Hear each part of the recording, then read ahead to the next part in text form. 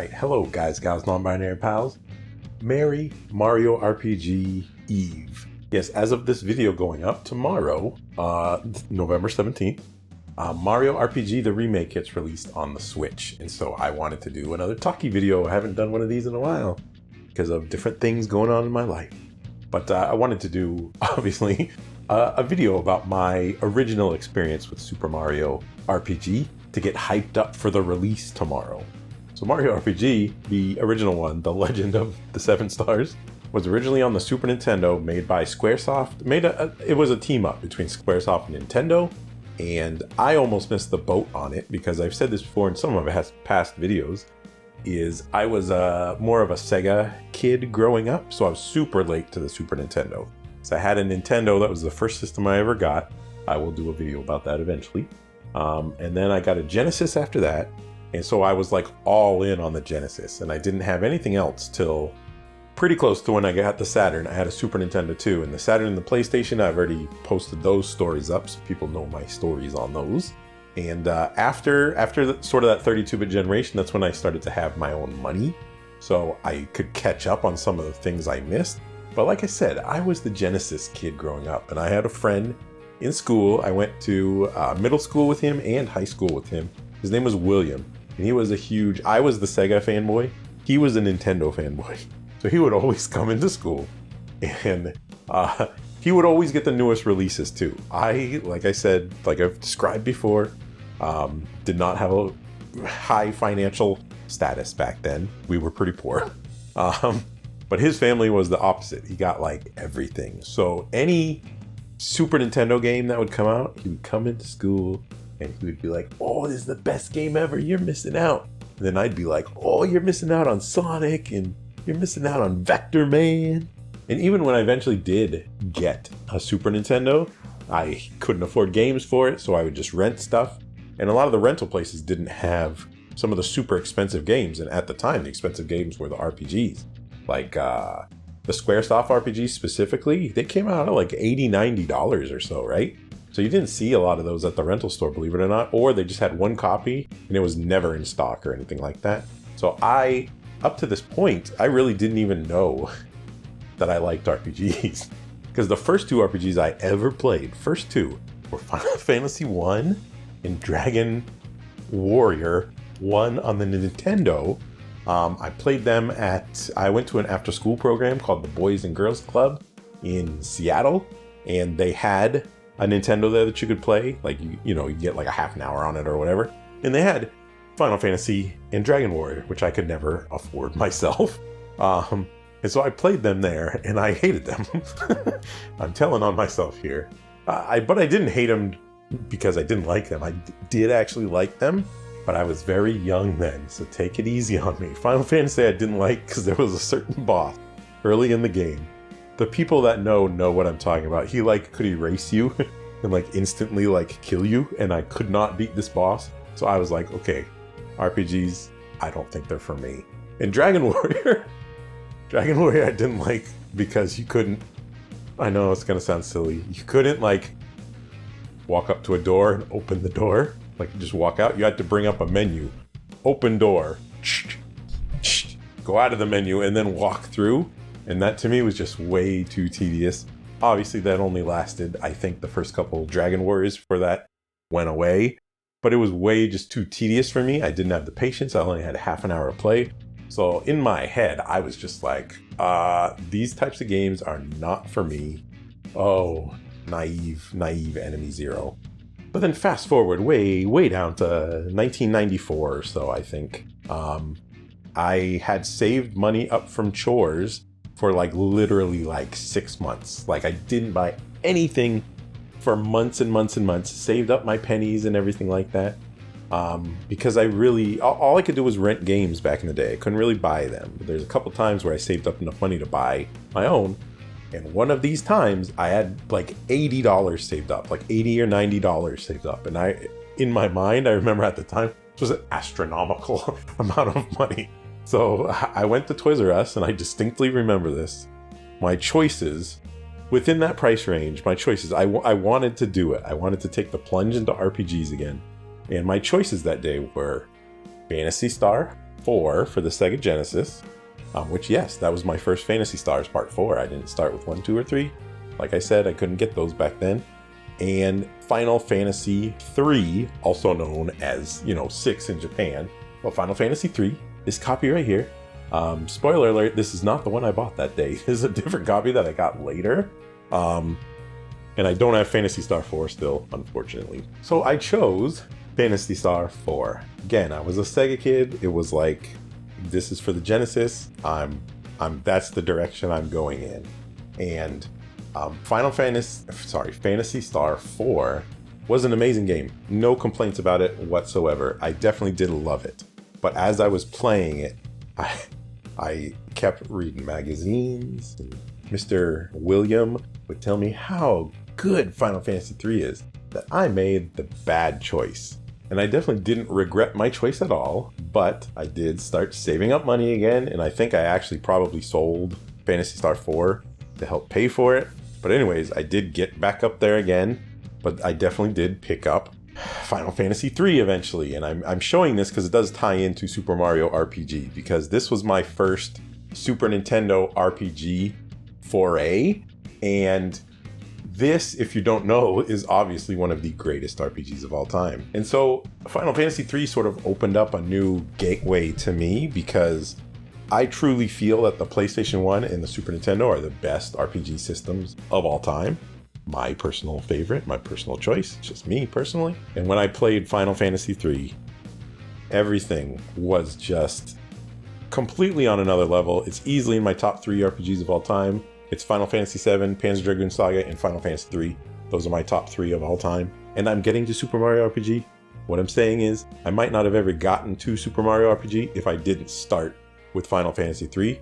That made me fall in love with, Super Nintendo RPGs. And so I played Final Fantasy 3 to death. I loved it. Maxed out all the characters, did all that cool stuff. I maybe played 2 after 3 at some point. Maybe not relatively soon. But I remember, obviously, the next real big RPG on the Super Nintendo, again, it would be sort of like an annual thing for the Super Nintendo, which is crazy. Meaning the 3 games I'm going to talk about today came out in consecutive years. 94, 95, 96, all in a row. I mean, it's insane how good Squaresoft RPGs were back in the day and how consistently they came out too. Because just the following year, they released this little ditty right here, Chrono Trigger. So I played Final Fantasy 3, I saved up for another year or so, and I got Chrono Trigger when it came out. And Chrono Trigger, again, obviously one of the greatest RPGs ever made, whether it's in your top lists or not. It easily is one of the best ever made. It's so refreshing. It's so different than all the other ones. The battle system was super unique. The characters were super unique. Like, it was turning me into a Nintendo fan. And that's a lot to say, because I was definitely a Sega fanboy back in the day. I do not subscribe to fanboyism anymore, and I hope you don't too. No gatekeepers, no fanboys here. And that was the point where I realized how good Squaresoft was, and they had me for life. Like, I would, maybe not literally, but I would get anything they did. So, obviously, the next year, 1996, rolls around, and we start to get previews and start to hear rumblings of, hey, there's going to be Squaresoft's making a team-up game with Nintendo. Sounds interesting. And then eventually, obviously, they let it be known that it was going to be based on Mario. It was going to be an RPG role-playing game set in the Super Mario world. And obviously, I'm a huge Mario fan. Mario Brothers 1 for the Nintendo was the first video game I ever owned personally, not played, but was the first one I ever owned. With my Super Nintendo, I got Super Mario World, which to this date is actually still my favorite Mario game of all time, believe it or not. Yes, Super Mario World. Best Mario game of all time. But Mario up to that point was just a platformer. There wasn't a lot about it. There was a world in it, obviously, but it wasn't like a fleshed out world. And just my mind, when I first heard the news about the Super Mario RPG, it was like, oh man, I'm gonna actually get to go into the world and experience the world a little bit. And that is what Mario RPG did. It was a world you didn't know you wanted to go to, And then obviously, eventually, I did get it. I did get it at launch. I do still have my, boxed copy today. And like I said, I bring all 3 titles up because these were the 3 pillar Super Nintendo games of my childhood that made me realized that I loved role-playing games. Role-playing games are the type of games that make me happy. I really like narrative games. I don't really like unfocused open world games. They're just not my thing. I like to go into a world and explore the world and live in that world for a little bit and forget about, this world out here. And so Final Fantasy III, Chrono Trigger, and Super Mario RPG on the Super Nintendo have huge sentimental value for me. And that's why, much like my Sega Saturn collection that I've never gotten rid of through my ups and downs in life, these 3 games in the box that I still have right here, I hopefully will never have to sell because they have that much sentimental value to me. And so getting Super Mario RPG finally and actually playing it, how did it, fare against Final Fantasy III Chrono Trigger? Well, it was pretty good. Meaning, it's Final Fantasy III and Chrono Trigger 2 the best of all time. I don't think, Mario RPG is quite as good as them, but you're talking about comparing Michael Jordan to, Kobe or LeBron James. You can't lose with any of those players on your team. And I really love Mario RPG because it was a little bit different than the ones at the time. Like, it had a lot of humor in it too. It wasn't, super serious all day long. And I really liked having that veil pulled back on the Mario world a little bit, so you saw more of it than Mario, Princess, and Bowser, who are obviously in the game. They're good characters in the game. And I define a lot of my RPGs that I really like by the characters in them. I think that's one of the big things that I pick up on when I decide, what's good and what's bad in my head, in my opinion at least. And Mario RPG had some amazing characters in the new characters, Gino and Mallow. So I'm not even talking about Mario and the crew.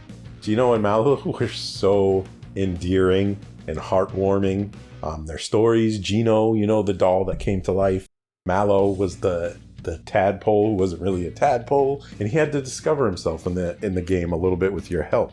And they're amazing characters, amazing original characters for this game. So I definitely love the characters, but I also love the combat too, because I've said this again before in other videos. I loved timed hits in RPGs. It gives you something else to do. It makes it a little bit more immersive, a little more interactive, rather than pushing the button, wait, pushing the button, wait, pushing the button, wait. Well, Mario RPG was the first time I don't know if it was the first RPG that's ever done it. I don't know that. But it was the first RPG I ever played with timed hits, where, you do an attack, and if you press the button again at a certain time, you do extra damage. There's timed defenses too, which, again, made it way more interactive than the RPGs I'd played before. And I loved the timed hits in the battle system. I fell in absolute love with it. I dig it to this day. I love time hits. Sea of Stars, I'm looking at you, timed hits, good. The isometric control took a little bit to get used to. I must admit I was not used to controlling on an isometric field, but it definitely works for an RPG because there's no precision jumping or platforming or anything in there. That's when it would be a problem with the isometric control, but it works beautifully well.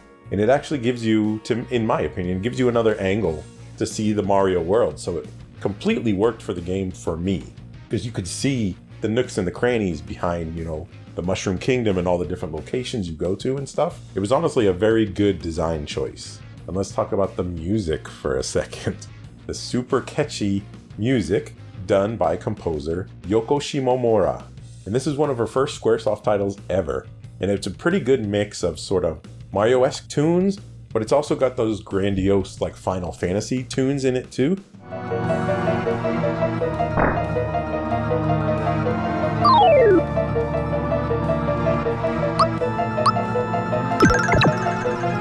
And the music is eerily similar in a lot of ways, style-wise, to some of her later games. One of my favorite series of all time she did the music for, Kingdom Hearts. And I literally can't wait to hear some of the new arrangements for the tunes and sort of compare them to the nostalgia in my mind. As far as I know, in the game you can swap back and forth too, which is going to be super cool. But the music was definitely great for the Super Nintendo. And like I said, I'm a really big fan of her work, especially in Kingdom Hearts. I love Kingdom Hearts. So yes, I do think Super Mario RPG can hold its own amongst the other Super Nintendo RPGs. I'm super nostalgic for it. It was one of the big 3 Super Nintendo games for me. I can't wait till tomorrow to play the remake. Merry, Mario RPG Christmas Eve, like I said. And it really was one of those magical games that sort of formed my gaming tastes when I was younger. Like I said, you know, certain games come around certain times in our lives to really impact us. And this came into my life, those 3 RPGs specifically, Final Fantasy III, Chrono Trigger, and Mario RPG, Legend of the Seven Stars, really came back at a time in my life where they really, really influenced what I like to this date. And that's why it's got a super special place in my heart. Squaresoft did such a great job honoring the original sort of Mario world and, you know, creating something new for us. You know, the setting, the music, the characters, the humor, it was all like 10 out of 10. It was such a good effort. And again, I'm so excited for this remake, especially for my kids. My kids are going to get to experience Mario RPG, you know, on a modern system. You know, obviously they can't experience the classic one here too, but they are excited. They love the Paper Mario games, the new ones, Origami King and Color Splash and all that. And so I think they're going to love this game too. We're going to play it together. It's going to be an eye-opening experience for all of us, I'm sure. So guys, gals, non-binary pals, that's my Super Mario RPG story, how I got it, what it means to me nostalgia-wise. I can't wait till tomorrow to play the new one and for my kids to experience it too. Did you play this game back in the day, or is the remake going to be all new to you? Let me know in the comments below. Let's chat about it. Let's chat about the things we like. I can't wait to, you know, discover the magic all over again tomorrow. So guys, gals, non-binary pals, peace out. Thank you.